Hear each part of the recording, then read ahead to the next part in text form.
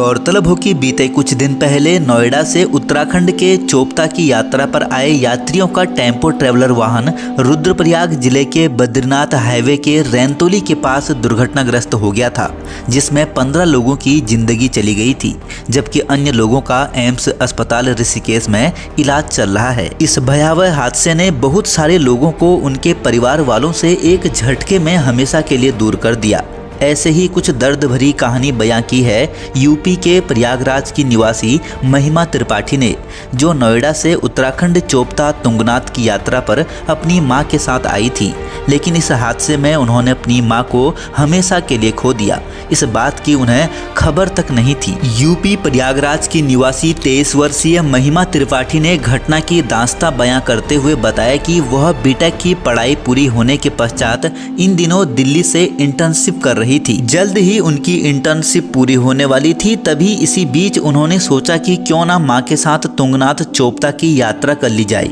इसके बाद उन्होंने सोच विचार कर ट्रैवल एजेंसी से संपर्क करने पर 2 टिकट बुक की और अपनी मां स्मृति त्रिपाठी के साथ यात्रा के लिए रवाना हुई। दिल्ली से रात 10:30 बजे के करीब टेम्पो ट्रैवलर 26 सवारियां लेकर चोपता के लिए रवाना हुआ, जिसमें से महिमा किसी को नहीं जानती थी।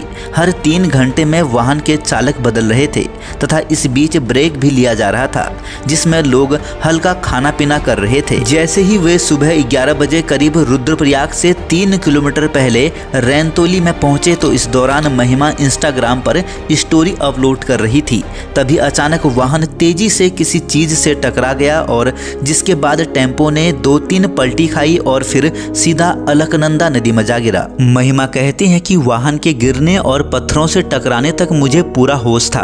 वाहन सड़क पर सामान्य रफ्तार से दौड़ रहा था, लेकिन अचानक जोर की आवाज के साथ वाहन सड़क से नीचे गिरकर पलटी खाने लगा। इस दौरान अपने आप ही मेरी आंखें बंद हो गई और कुछ ही पल में मैं वाहन से छिटककर झाड़ियों में अटक गई। अगले ही पल मुझे फिर से जोर की आवाज सुनाई दी। इसके बाद पता नहीं क्या हुआ। जब लोगों की आवाज सुनाई देने लगी तो मैंने उठने का प्रयास किया, लेकिन मैं झाड़ियों में फंसी थी और वहां खड़े लोगों से बचाने की गुहार लगा रही थी।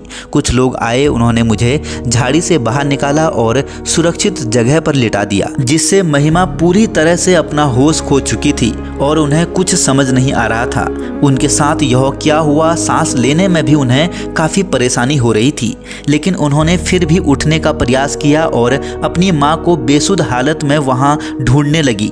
इसके बाद वहां पर कुछ लोग पहुंचे और उन्होंने महिमा की मदद करते हुए उन्हें अस्पताल पहुंचाया। महिमा ने बताया कि घटना का दृश्य याद करते ही उनकी रूह कांप जाती है, क्योंकि इससे पहले उन्होंने कभी ऐसा भयानक मंजर नहीं देखा था। जैसे ही अस्पताल में कोई अधिकारी, कर्मचारी या स्वास्थ्यकर्मी महिमा त्रिपाठी की खैर खबर लेने पहुंच रहे थे, तो महिमा सबसे एक ही सवाल कर रही थी कि उनकी मां कहां है और किस हाल में है। एक बेटी की आंखें सिर्फ अपनी मां को ढूंढ रही थी, लेकिन इस बात की महिमा को खबर तक नहीं थी कि अब उनकी मां इस दुनिया में नहीं रही।